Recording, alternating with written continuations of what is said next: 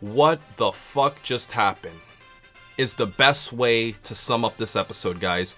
I have never had so much trouble trying to plan out a Dragon Ball Super review because of so many shocking events that ever happened. This is by far the most, yes, as Geekdom would say, the most shocking episode of Dragon Ball in the history of the series. This rivals Trunks appearing, this rivals Goku having Super Saiyan 3, this, rivals Frieza still being alive, this rivals Mercenary Tao still being alive. I have never been so shocked and dumbfounded in an episode ever watching any type of Dragon Ball in the entire series. So with all of that said, let's get straight into this review. So, starting off with the plot, it's pretty straightforward. Goku's fighting Hit, continuing from the previous episode. And the episode started off kind of slow. There was a lot of dialogue in the beginning, and it kind of caught me off guard because looking at the preview from the last episode, it seemed like we were going to have like an action-packed episode. That's what it made it seem like. And that's not what happened. Basically, Goku fights Hit for a little bit, and he wants, Hit to go to the very next level. And what does Goku do? He literally gives up and just basically lets Hit have the win because he wants to fight him on his own terms. This seems very, very, very Goku-like, and I love that about the episode, how they made it so in-depth to what the actual characters are in the actual series themselves. That is Goku. And as I was watching this episode, it felt so much like the Cell games, and it also felt like Hercule in the World Martial Arts Tournament against Android 18. It felt like the Cell games because when Goku was shooting that Kamehameha at the beginning of the episode, it, gave you that epic feeling like when Gohan was having that Kamehameha clash with Cell, and everybody's like being blown away and the earth is shaking and everything is getting all epic, and the arena's being beaten up, and Hit uses the Toki Tobashi once again, or the time skip, to basically dodge it once again, which kind of took me off by surprise because they hyped up the previous episode so much only for Hit to just dodge it. So I kind of felt like, okay, well, Hit dodges it. It's kind of cheap, but that's fine. And then what happens is that later throughout the episode, Hit uses the Toki Tobashi again, knocks Goku out, and what does Goku do? Goku literally looks like he's defeated, and this is where I get into one of my observations. In the last episode preview, it looked like Goku was going to lose this fight, and ironically, he actually did lose the fight, but not in the same way it looked like from the preview, where Goku's looking like he's on the floor. In fact, Goku was flying when Hit knocked him down. Goku, charges back up, hits Hit like with a four-man combo, knocks him to the wall. Hit falls down. It looks like the fight's going to continue, and we're just shocked by Goku giving up. And we're like, what the hell's gonna happen now? And the shocking thing about it is Goku gave up knowing that if he lost, Monaka would have to be forced to fight. And to that shock too, Hit gives up to let Monaka fight. And I usually don't narrate this much in my reviews. I usually go more in depth with the actual, what I liked and disliked about the episode. But this episode has to be an exception. He gives up. Monaka's basically the winner of Universe 7.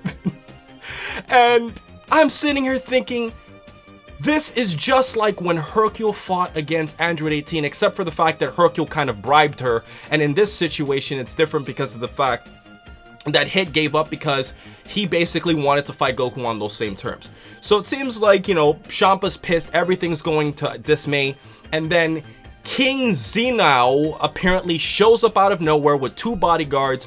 Beerus and Champa are shocked. I'm shocked. Geekdom shocked, the Dragon Ball world is shocked, and then as we see in the previews, Zurama's in it. So with all that plot stuff out of the way, let's move on because I just had to get this out of my head. I've never seen something that just caught me out of surprise again and again and again in the episode. I've never seen so many shocks all in one. So we're done with that. Moving on to the action. I felt the action, like I mentioned before, was a bit slow, but it was entertaining in the sense that it kept you wanting more because the episode before set it up so nicely.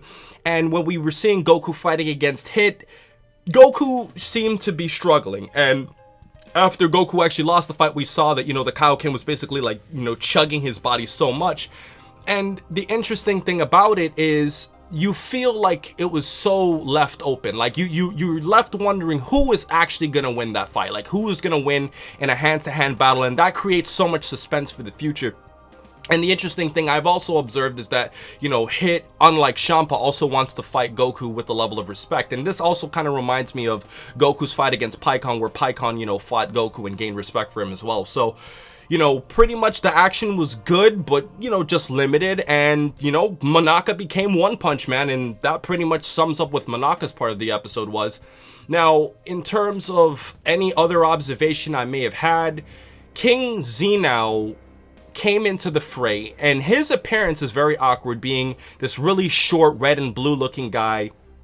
And the most interesting thing about it is, you know, from what Herms was translating on Twitter, he's basically the king of all. So he's basically like an almighty ruler. So I guess he takes precedence over both Beerus and Champa and whatever race Whis and Vados would be, or whatever role they may have in the universe. And I think the way they responded to him hyped me up as a Dragon Ball fan, because you're sitting there thinking, what the hell is this guy? So that was awesome too. And, you know, the other interesting observation is Goku's done this again, where Goku has, you know, basically given up a fight to an opponent. We saw this with Cell, and now we see it again, and I felt that that was so great. So pretty much to sum up this episode, guys, in terms of my review, my most memorable moment would have to be when Monaka won the fight, because it was cheap, and I was like, oh, are you serious? That's how he literally won.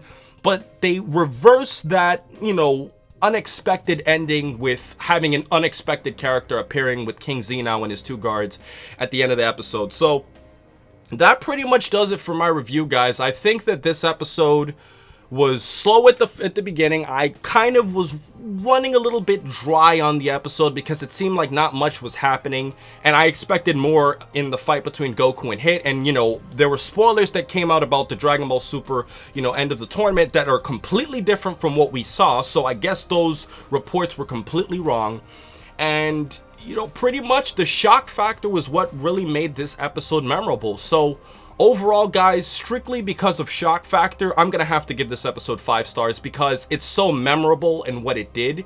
If this episode was, if this episode didn't have Monaka winning, if it didn't have Hit and Goku giving up, and if it didn't have King Xenao coming at the very end with these two random guards, I would have probably have given this episode 3 stars. But because of all of that shock factor and hype and unexpected events, this episode easily gets 5 stars. This is by far probably not the best episode of Dragon Ball Super, but definitely one of the most memorable moments, if not the most memorable moment in the Dragon Ball series, by far, hands down.